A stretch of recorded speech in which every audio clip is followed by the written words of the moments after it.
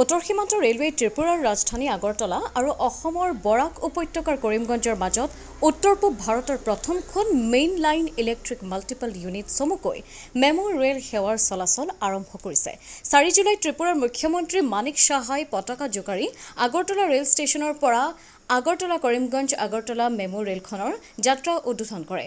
উত্তৰ পূব সীমান্ত ৰেলৱেৰ মুখ্য জনসম্পৰ্কৰক্ষী বিষয়া কপিঞ্জল কিশোৰ শৰ্মাই জানিবলৈ দিয়া মতে পূৰ্বতে এই ডিজেল ইলেক্ট্ৰিক মাল্টিপল ইউনিট চমুকৈ ডেমো হিচাপে চলাচল কৰি আহিছিল। এতিয়া এক নতুন main line electric multiple unit চমুকৈ মেমুলৈ সফলতাৰে উন্নীতকৰণ কৰা হৈছে, যিটোৱে সংশ্লিষ্ট পথটোৰ বৈদ্যুতিকৰণৰ পিছত এক বৃহৎ প্ৰযুক্তিগত উন্নয়ন হিচাপে পৰিগণিত হৈছে।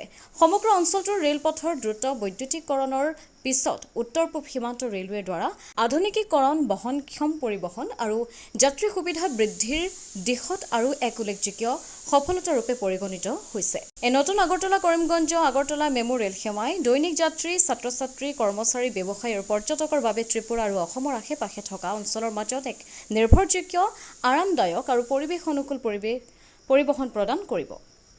উন্নত যোগাযোগে চুবুৰীয়া ৰাজ্যসমূহৰ মাজত সামাজিক আৰ্থিক বান্ধোন দৃঢ় কৰি তোলাৰ লগতে আঞ্চলিক উন্নয়নক উৎসাহিত কৰিব আৰু এই অঞ্চলৰ জনসাধাৰণৰ বাবে সুগম ভ্ৰমণ উপলব্ধ কৰিব।